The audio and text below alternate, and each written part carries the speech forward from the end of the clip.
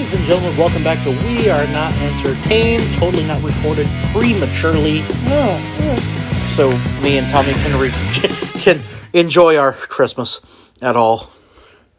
Not at all. This could be the Monday after Christmas. Sorry, yawning. This is becoming the Monday after Christmas, if I'm not mistaken. So yes, episode number 15.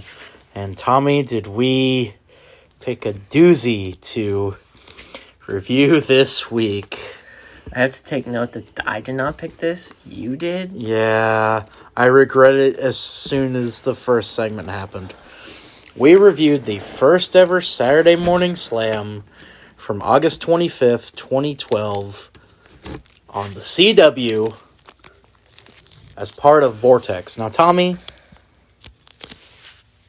your memories on Vortex. See, here's the funny thing, like, around this time, I wasn't really watching the CW a lot. I was more like Cartoon Network and all that stuff. So, yeah. So, I have a lineup card from what they showed on the Vortex. Are you ready for this? So on that same... Yes, I'm ready for this. On that same episode, or that same day that the first ever episode of Saturday Morning Slam came out, are you ready for this lineup? Sure, go ahead. Cubics, Robots for Everyone. I have never heard of this show before. But it ran apparently the whole time that, that Vortex ran. Yu-Gi-Oh! And then Yu-Gi-Oh! Zettel. Or Zextel. I don't know. Another Yu-Gi-Oh! Show. And then, Tommy, probably the only one that you'll know. Dragon Ball Z Kai. Well, I know Spectacular Spider-Man. Nope, that... Oh, that's in 2013. Yeah, you're off on that. But, Tommy, your thoughts on Dragon Ball Z Kai. I loved it. But Team 4-Star has the far superior dubbing of Dragon Ball. Alright, also, on this debut... I'm guessing this is when the program when Vortex started. Rescue Heroes. Because, sure, why not? We also had Power Rangers Lost Galaxy. See, I don't remember that one. I don't remember it at all. Because I'm so used to them being like on Disney or Nick. Yeah. I mean, Jetix had a lot of Power Rangers on there. That was Disney. Yeah, I know. But that's mainly where I watch my... It's where Dino Thunder was on. Yeah, it was. Dino Thunder was the best. You want to just turn this into talking about Power Rangers instead of reviewing this actual show? Iron Man Armored Adventures. At least WWE is better choreographed and acted than Power Rangers. Ooh. That's not a dig. That's not a dig at Power Rangers. I love Power Rangers as a kid, but like looking back at it now, based off this episode, I think Power Rangers might have been a better choice. Well, but but I'm talking about like now, like no disrespect to Power Rangers, that stuff was the shit as a kid, but like now looking back at it, it's like that's some of the corniest, I still go back and that's some of the corniest, cheesiest stuff. Literally like jumping in slow motion, going whoa with a fire explosion in the background. Iron Man Armored Adventures, which I think is just young Tony Stark. I think that was young Tony Stark. And then, before our dog shit of a program that we watched here, the final thing that aired was Justice League Unlimited. And yes, it is the Justice League that you are thinking of. What? Justice League Unlimited ran the same day as Saturday Morning Slam. What was Transformers Prime? I forgot about that. I do believe that was the one that was also on the Hub, which was ABC's Family's weird thing. Other shows that were on this Vortex, Sonic X, which is the superior Sonic. Something called Bolts and Blip. The Spectacular Spider-Man. Dude, that's a goated show. Love that show. That show is, I believe, on Disney Plus. I think so, yes. Digimon Fusion, so I was right last week when I said I think Digimon was on Vortex. I was correct. As Tommy mentioned, Transformers Prime. Some show called The Adventures of Nano Boy, which only ran... I don't know, let's get on with it. We're kind of... And then the final two were Adventures of Chuck and Friends, never heard of it. Never heard of it. And Be the Man Crossfire, which I also do not know. A lot of exported dubbing of Japanese More shows, than it sounds likely. like it. So, Tommy, we get ready. It's Saturday Morning Slam. Oh, my God. So, in theory, a kids wrestling show produced by WWE on Saturday mornings is not a bad idea. Grow the market, Especially at this time. Yeah, 2012, which 2012, it is big match John, and I mean the reign like John Cena. you have Punk as champion, and you also have Sheamus as champion, so you have face champions as your main champions at this point. So theoretically, you could have done this, and it could have been something pretty good. Main event came out shortly after this, and we reviewed Superstars. I think it's only just at some point that we review a main event. At some point. No. But Tommy... We can do the Starcade thing. That was a glorified main event. Well, you know what I mean. But, Tommy, before we get into the deep dive of this 22-minute episode, your overall thoughts before we begin. I was like, okay. And then coming into it, I was like, okay, this should be interesting. It's for kids. And then coming out of it, I'm like, oh, we have made a terrible mistake. Yeah, we have. I'll give my thoughts at the end, but how do we get kicked off? A Saturday morning spotlight of... Funkasaur, Brodus Clay. Brodus goddamn Clay. Because, yes, don't do John Cena, Rey Mysterio, CM Punk, Sheamus, any of your big face stars. Just do Brodus Clay. Do Funkasaur. This is his Funkasaurus gimmick, too. Yeah. Like... He's like, I'm the only living Funkasaurus in captivity and whatever the... I don't know. So to do a spotlight He had Naomi on as one of his backup dancers. The Funkadact. I don't know. Funkadactyls. This is 2012 WWE. I did not. I did not give a shit. This was very peak 2012 WWE. So they do that. That's like 15 goddamn hours. It feels like. Tommy at this point was on his phone. I was so out of it. I didn't even take notes for this. We then go to the Third Degree, which is them asking WWE stars a burning question, and they asked them what their favorite Olympic sports were. My only favorite part was Cody was like, "What's my least favorite Olympic sport?" It's how do they do wrestling in Greco-Roman wrestling. So his favorite is freestyle, which is what I did and what he did, and his least favorite is Greco-Roman, which sucks ass. So I completely agree with Cody on that. Gable Stevens didn't won gold in that. No, he won it in I thought it was freestyle. I could be wrong, but I was pretty sure it was freestyle. After that, it's time for our first matchup. Our only match, by the way. And before that happens, Tommy, who comes down to the ring? Santino Marella. Yep. No, wait, U.S. champion Santino Marella. So... he's coming down to do commentary with Josh Matthews, which, as we've stated, we love Josh Matthews as a commentator. Yeah. He's a really good play-by-play guy. Thank God there's no Scott Stanford. God, could you imagine Scott Stanford and Santino Marella calling this matchup? I might have been more intrigued than I was. No, you wouldn't have. You would have wanted to blow your brains out. I mean, after watching this, I want to blow my brains out. The matchup that they're reviewing is the current one half of the WWE Tag Team Champions, Kofi Kingston. The last show we reviewed, Tommy, Kofi Kingston was also Tag Team Champions. Not with Evan Bourne, but I think it was with R-Truth now. R-Truth.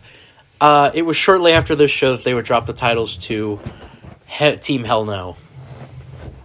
So... wise choice. We're in that era of WWE. His opponent is Heath Slater, who we also saw on the last show that we reviewed. How? I don't know. I was expecting either Alex Riley or Justin Gabriel, or, we did see Tyler Rex and Kurt Hawkins, but that was in the ending segment. I was expecting, some of those other guys that we saw on our Superstars review come out and wrestle or something. Santino Marella sucks on commentary.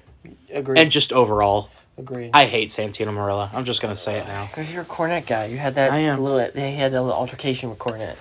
You got the shit smacked out of him. My only notes for this match, arm drag city bitch. Because that's all that they hit in this matchup. Yep. This match sucks. And Kofi hits went for Trouble in Paradise. Missed it. Wins with a crossbar body off the top rope. 0 stars. Tommy, for the first time ever, I am going negative in my stars.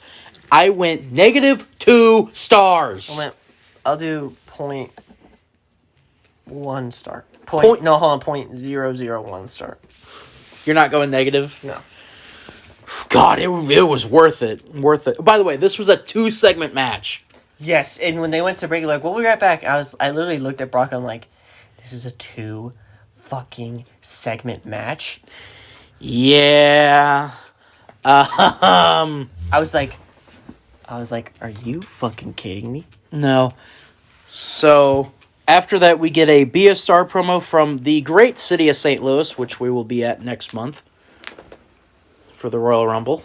So that was something, I guess. Yeah. The Miz broke kayfabe. He was acting face when he was a heel in 2012. I thought he was face at this time. No, he was still a heel. You sure? Yeah, I'm pretty fucking sure.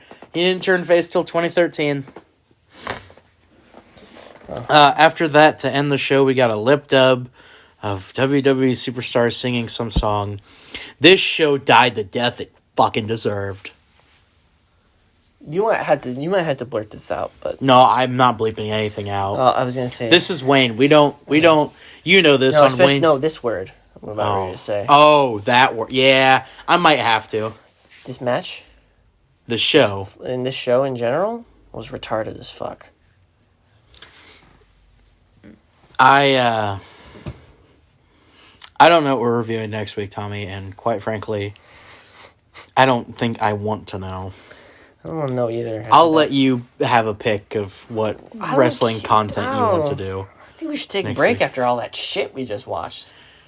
Well, we're taking a break. This is being recorded the day after the original podcast came out that we did last week, so we'll have a 2-week break pretty much in between reviewing things, so I'll let you pick next week what we review. I'm leaning towards possibly another Superstars because those have actually been pretty good.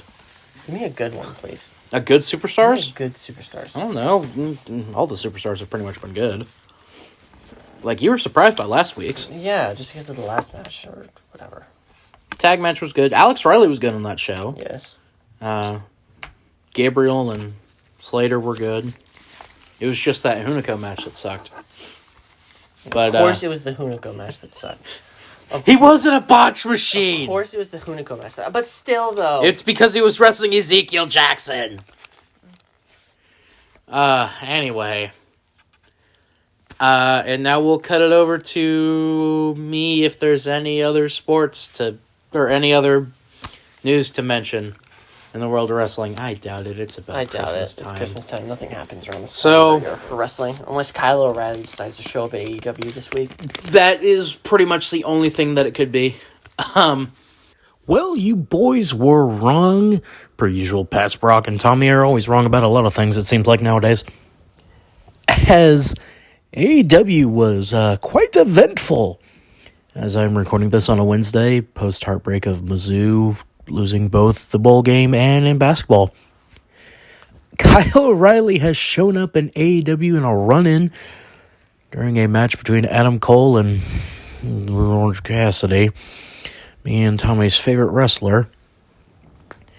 But he ran in, took out Orange Cassidy, gave Adam Cole the win, so the Undisputed Era kind of reunited in AEW, at least the 3 original members are. Also on that show, we found out that we will be getting a rematch between Hangman Adam Page and Daniel Bryan on January 5th. on AEW Dynamite for the AEW World Championship. What a rematch that's going to be, and place your bets now, folks, as to who's going to win that matchup. Also, this one coming from the world of NXT 2.0, the world that me and Tommy don't really cover much on We're Not Entertained. It has been signed, sealed, and delivered.